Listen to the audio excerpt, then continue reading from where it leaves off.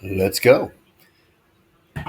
Uh, First project in OnShape that we're going to start is going to be the cell phone case, cell phone cover. So I'm just going to dive right in and show you some basic things on how to get started.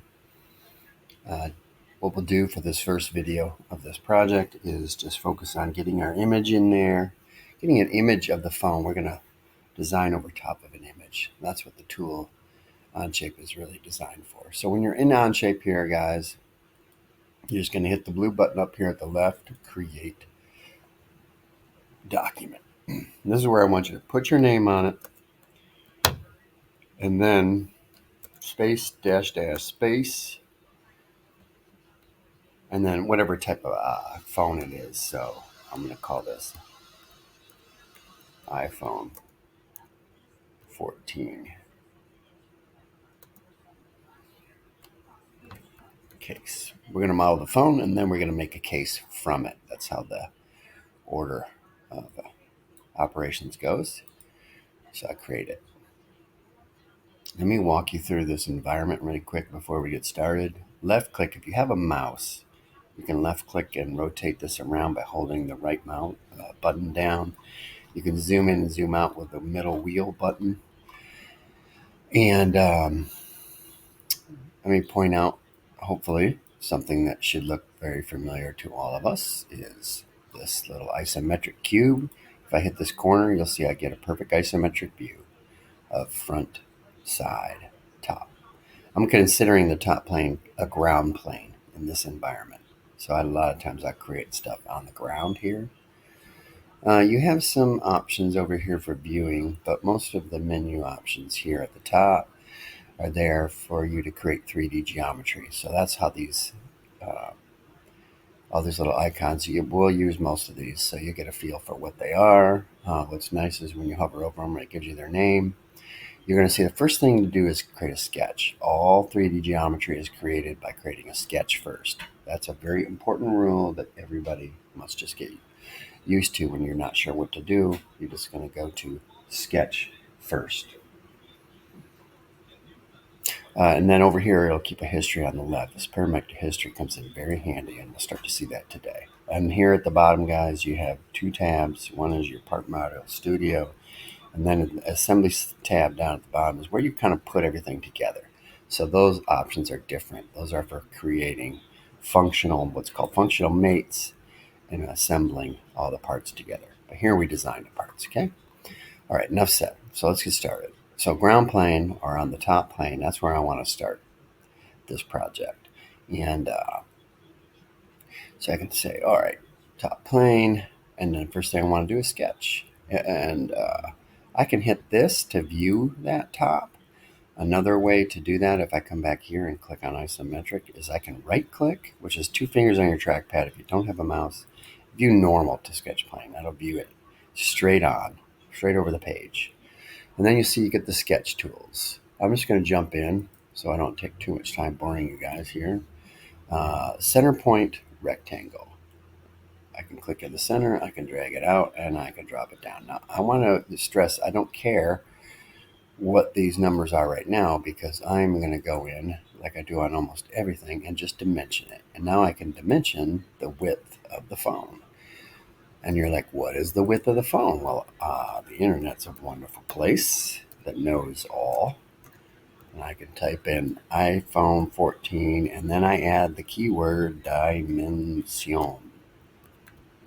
dimensions. All right. It knows exactly what the dimensions are.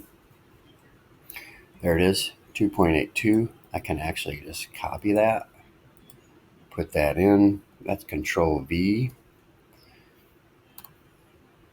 I can do that again for the height. I'm going to right click, copy, come over here. Again, I have the dimension tool highlighted. I just click it, I drag out, and I drop it. And then I paste in. Enter. There. Done. ISO view. It's kind of the wrong ISO view. So there it is, front right top. Now I can highlight this closed profile. If you have a closed profile, it will shade it. You see how that's shaded? Meaning there's no gaps in it. And then you can do stuff with it. So I highlight that closed profile, and then I go to my first 3D model creating tool, which is to extrude things. And you'll see if I left click and drag this up and down, that I can do that. And I can also just type in that number over here.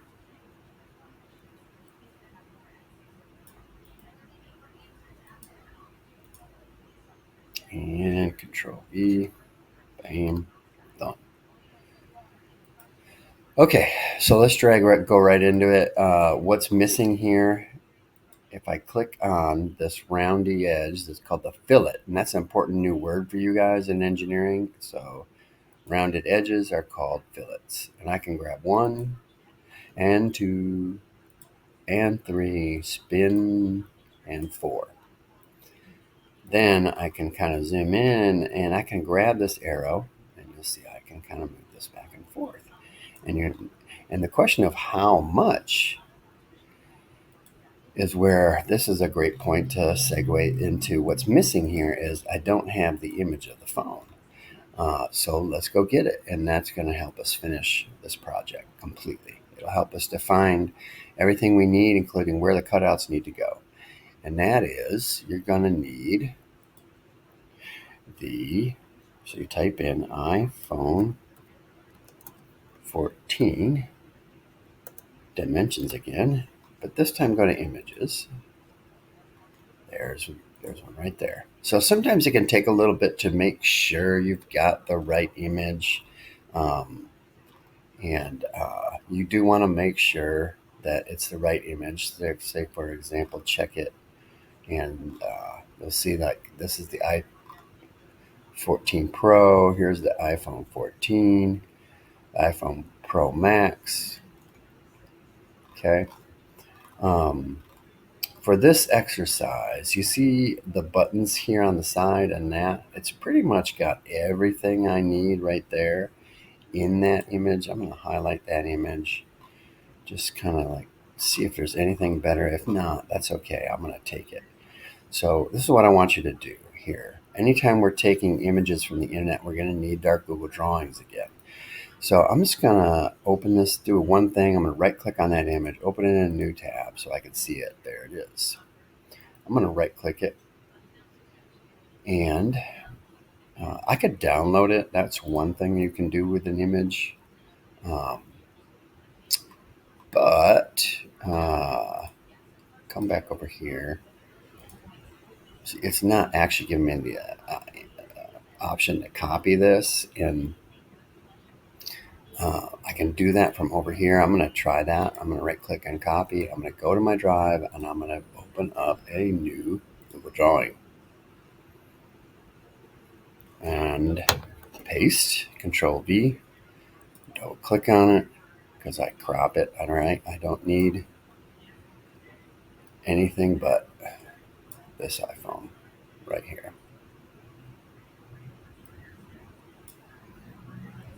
I really don't need the other side information because that's just the open screen part. You'll see that here. So you can see I have a huge canvas. I'm just going to shrink that up and also put in the title and then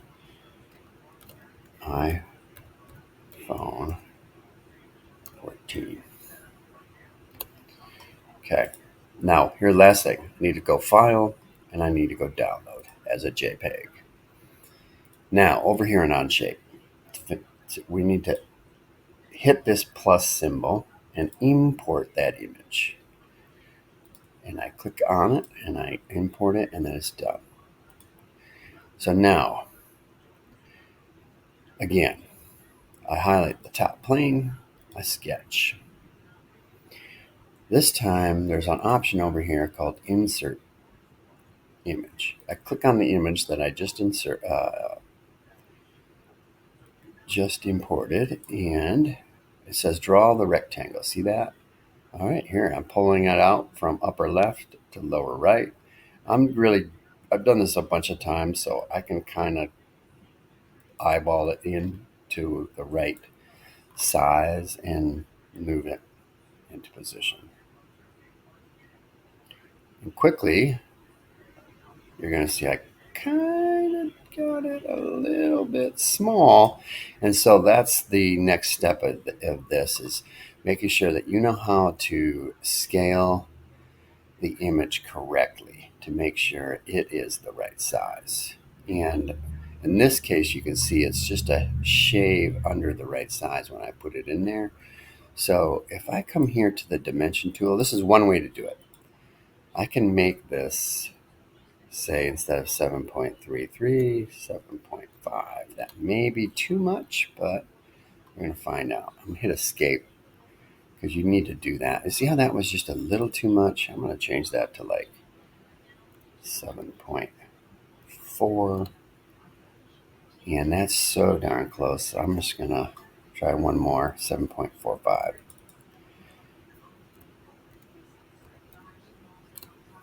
Okay, that looks pretty good. I'll accept that. And so now you can see these corners that the iPhone has. And what's nice is the image does match.